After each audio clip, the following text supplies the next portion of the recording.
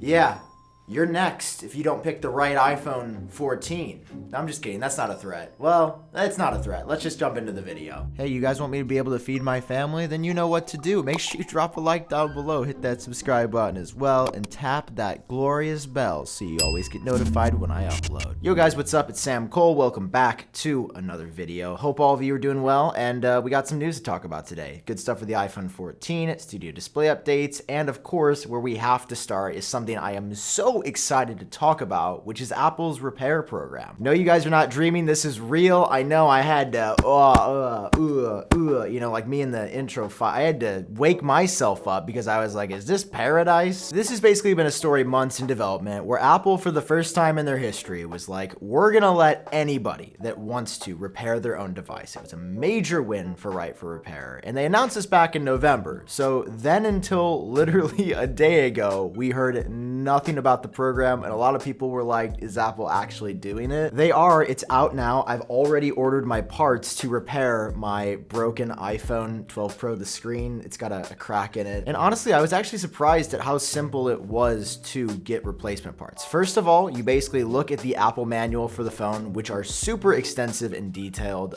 They are official from the company. They are published on Apple's support website, and you can look at it and scroll through and really learn about what you're about to do. Once you've reviewed that, you go to selfservicerepair.com. Yes, they got that domain somehow. I'm sure somebody got rich off of selling that to Apple. You select the category, which right now is only the iPhone, but Mac repairability is said to be coming later this year, and then the issue, and then it shows you all the parts that you have to buy, the pre-selected kit, or just something simple, you know, something like a SIM tray if you need that. And below that are all the tools that you can buy. But here you can actually rent a kit from Apple, which is super nice. They'll ship you these massive crates of industry standard repair things to do the repair on your phone, which will be great because for a lot of people, you don't want to buy the tools. You're not going to need to repair your phone every day. And then you order it and it's on the way. And mine are in shipment. Again, something very special coming. I'm going to see how hard it really is to repair that. I'm doing this for the people, okay? I'm doing this for the people. So I'm just so happy it launched. Props to Apple for following through, and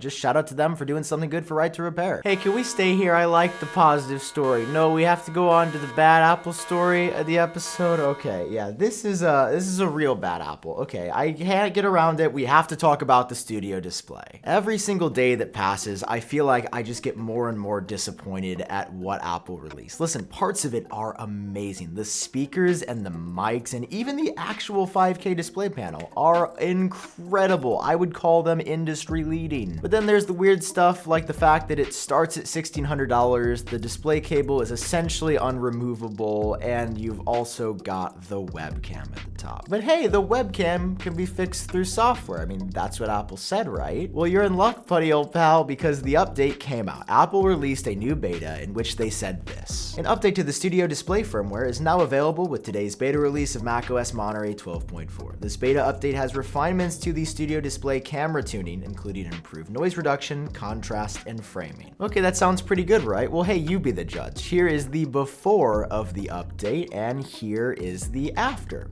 We can go back again. I can move this slider all day long. We've got the before here, and then we've got the after. You can see it is better. You know, it is better. We can take a look at another sample photo of just an incredible, you know, image quality here. Okay, what are we trying to do here? Hey, and while we're on the topic of lying to ourselves, my ex is getting back with me, and they aren't taking my kids, and my car's not being repoed. This is the best day ever! Like it or not, Apple messed up here. And the hardware, while it's cool and supports center stage because it's ultra wide, that's a big downside because the sensor and the crop is so wide that means the aperture is pretty high on these type of lenses and it looks grainy. Like, it's great when you have a ton of light flooding you in center stage, but that's not where most people are. If this display was any cheaper, I'd be willing to give it a pass, but it's the fact that it's just really expensive and that you get the potato quality. I mean, I don't know, man. I don't know what to say. You just gotta go into the Studio Display knowing that it can be really great, but there are some downsides. That is oddly the story for the iPhone 14 as well. Man, look at that transition. That was smooth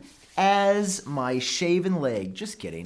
My leg's not shaven. Maybe I don't have to show you my legs. Maybe this is a tech video and we should just move on to the iPhone 14. Okay, guys, so we got some new updates on the iPhone 14, specifically on the differences between the 14 and the 14 Pro. And you guys know historically, it really has been pretty close. On the iPhone 11 and the iPhone 12, for example, you had the exact same camera hardware as far as the sensor and the megapixel count. You even had the identical processor between the Pro and the non-Pro phones. This changed just a little bit on the iPhone 13 series, where you got an extra GPU core if you got a Pro phone, and the actual like aperture on the Pro cameras, it was a little bit better. But again, broadly, same fundamentals. Well, as we've learned recently, the 13 was just the tip of the iceberg in these subtle changes, because for the first time in iPhone history, there are going to be major changes between the two. I'm talking one phone doesn't get a new processor this year, one phone doesn't get the big camera upgrade this year. According to a fresh report from our boy Mark Gurman, he has the details and actually says straight up that there is going to be a 48 megapixel camera on the iPhone 14 Pro this year. That is insane. Like, a lot of people thought it was going to be cropped down, but Mark seems to think it's actually going to be 48 megapixels. And let me emphasize again that this is only for the Pros. So where does that leave the standard 14 and 14 Max? Well, they are going to retain the same 12 megapixel sensor, which is by no means bad. It's just that we've had 12 megapixels, what, 6 years now? Oh boy.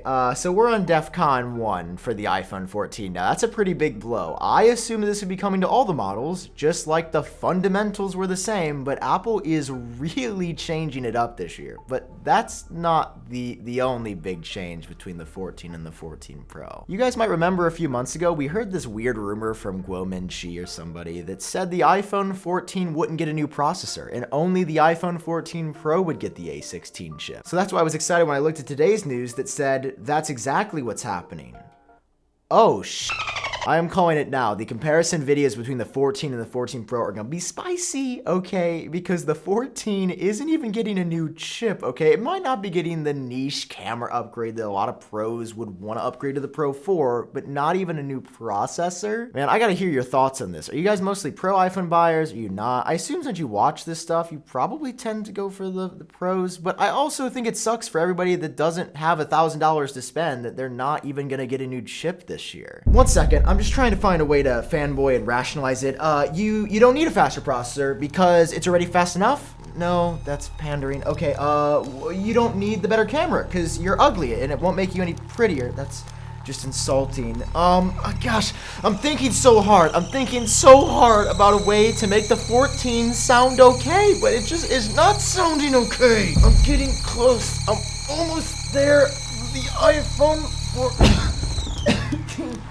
Oh God. Oh, I was thinking way too hard. Just get the 14 Pro. Get the 14 Pro. I gotta go. I love you guys. Thank you for watching. Okay, we got. Subscribe button. Okay, somebody help.